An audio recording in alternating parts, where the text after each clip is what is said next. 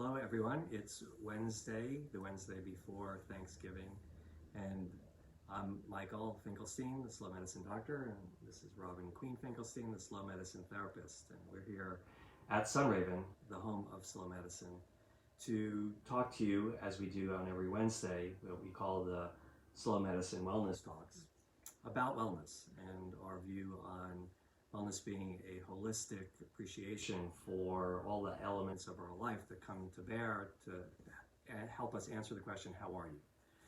And there's so many different things, as we all know, that goes into that. Very often in familiar conversation, somebody says, how are you? You say, fine. But we all know that very rarely are we fine. And in fact, there's just a lot of stuff that goes on beneath the surface.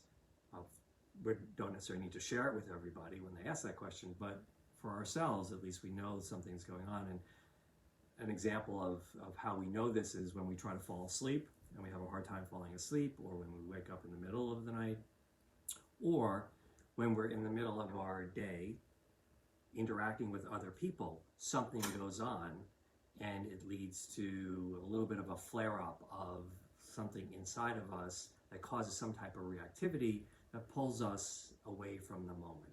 Mm-hmm. We've been talking over the last couple of weeks about communication, nonviolent communication, conscious communication, our relationships, partnerships.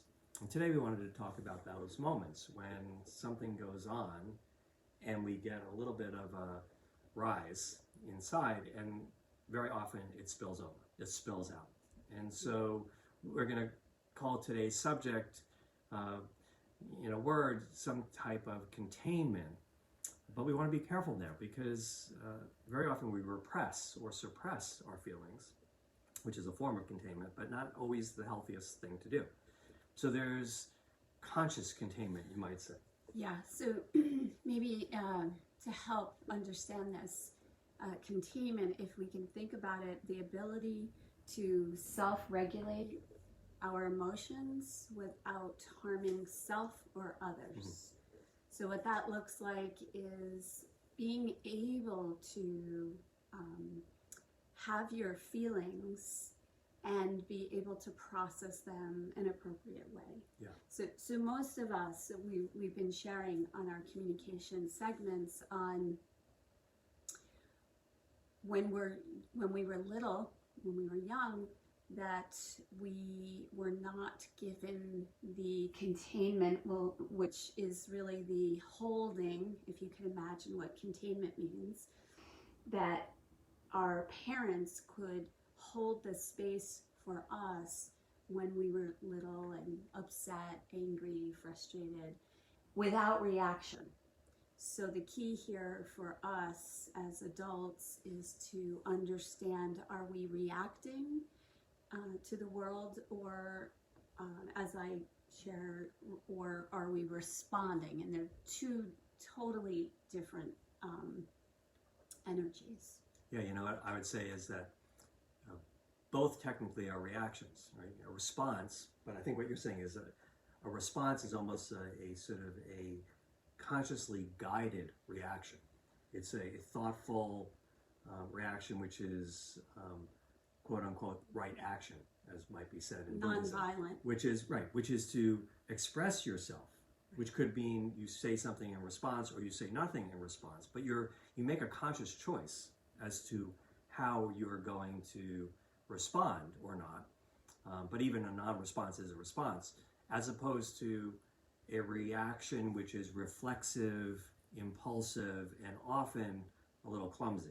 Mm-hmm. And that's when harm is caused to yourself or others. And I'll just add to that, so to define it a little bit more clearly, is any time we judge ourselves or another human being. Now, a lot of us think that that's just part of, oh, I'm trying to help somebody by pointing out, oh, honey, you have something in between your teeth. Do I? Right, do I? No, you don't.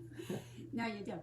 However, it is an energy, so it's without judgment, without criticism, and when we speak from our hearts, mm-hmm. energetically, the energy between two people or more just tends to be soft. So I just want to share a little bit more. Michael raised a really beautiful point about we don't want to repress our emotions. So by inviting in curiosity and asking ourselves in a moment, this conscious relationship to self in a moment is to understand, what am I feeling right now? And generally, if you just ask yourself, what am I feeling right now? You'll be able to access the feelings, and you can even learn how to express those feelings with your partner. So if I said, I'm feeling a little bit sad, that we missed our morning meeting.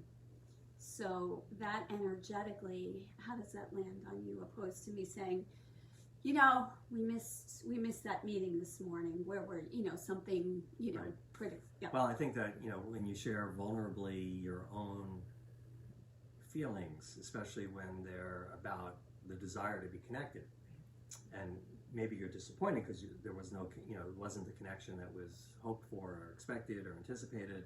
On the other hand, it's a natural and sort of a sweet feeling to some extent. Even though it's harsh, it doesn't come across as being, argumentative a threat to the other right, person. Exactly.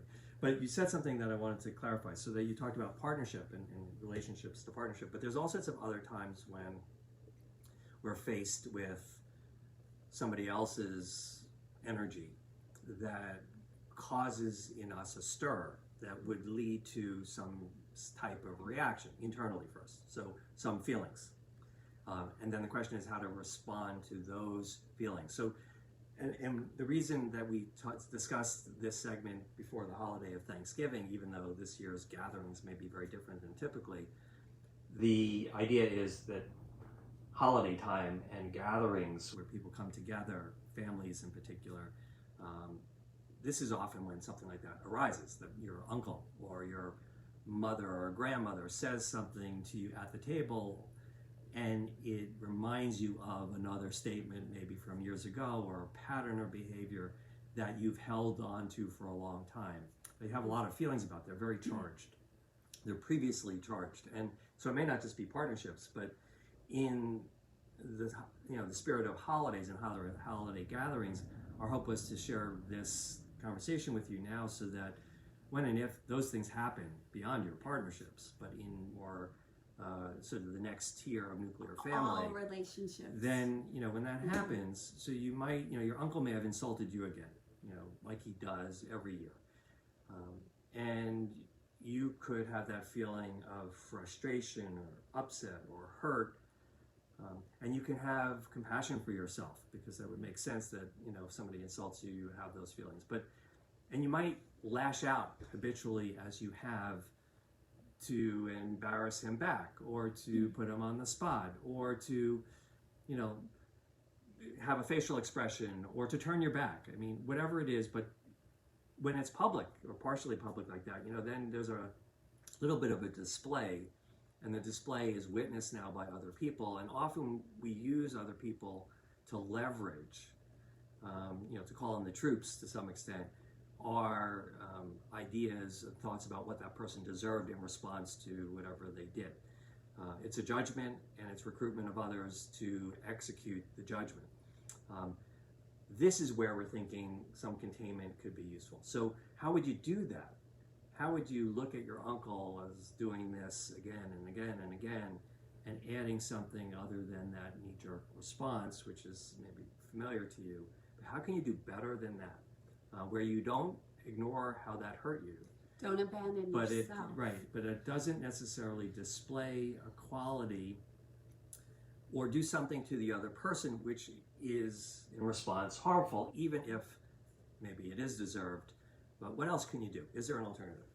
Absolutely. And yes. so how would you?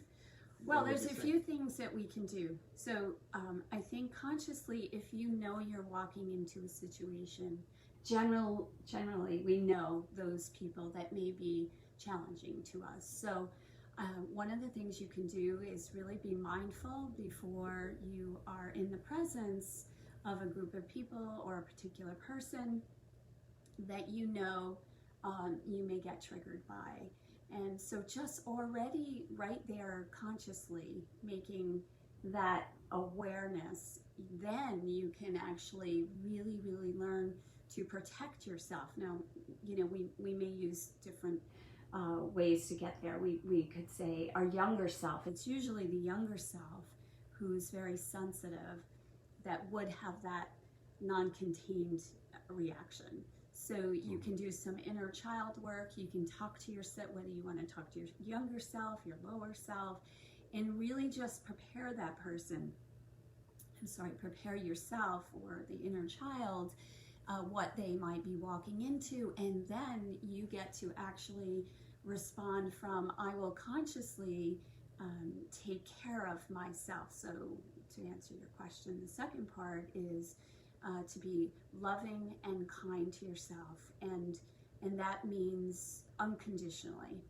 And so when anyone else is judging us or being harsh with us or using the word you, because we do it often, if you hear that you coming at you, you could also think of someone pointing a finger at you. And if you're pointing a finger at someone, you can see, or someone's judging you, noting that those three fingers are facing back towards that person. So the other part of it psychologically is to understand that that other person is in a weaker state. So if you can have compassion for yourself first and be really loving, like you would tell a friend or your younger self or young child, I'm going to protect you. And then the penetration is not that sharp and harsh. Yeah. Well, I think, and the other part of it is, when you look at that analogy, I thought that was good. When you then recognize the other person really's got more fingers pointing back at themselves, that they're in that weaker place. If you can manage to find a way to expand your feelings, awareness, not first to protect yourself and honor yourself, but to then have some compassion or understanding for the other person. You may not like the other person. Well, we usually can't do that unless we have real compassion for ourselves first. Yeah, but the idea is to expand. So is to start with that real reinforced belief, preparation that I matter, and I need to love myself. And even if somebody throws something at me, it doesn't necessarily change how I should feel about myself. On the other hand, when we normally react to somebody who might throw something at us, when we feel defensive and a need to defend ourselves, and when we respond by sending something back, which is an offensive move. It's defensive, it's a reaction. But it's a reaction. It's like you're playing tennis, somebody serves the ball, you serve it back at them, it's coming now at them. And so they may be getting what they deserve to some extent, but when you charge it with a little bit of a sting, which is often how the younger part of us responds. What my thought is that we look at the three fingers going back to the other person, recognizing the other person is hurting, somehow hurting, and not excuse them necessarily for very inappropriate behavior at times, but to expand our awareness to that fact and to cultivate some compassion, more compassion for ourselves as well as compassion around us. Because this doesn't happen. Somebody doesn't attack you if they're not feeling small. And therefore it takes some of the focus away from you, but it puts it back into the room. And if in fact then you can take the next step, which is to respond with some degree of kindness,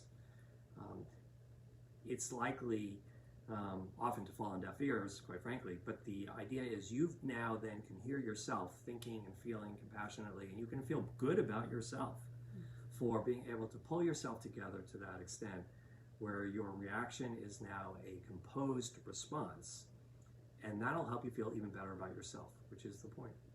And the people who might be witnessing this encounter around you will notice how that composure is very inspired. Right. And that is our hope for you. I just want to add, when we're not able to contain, to really think, and we all have, and the moment where we could say, no, I didn't handle that so well. If you go in and check in with yourself, generally our stress level is up to here.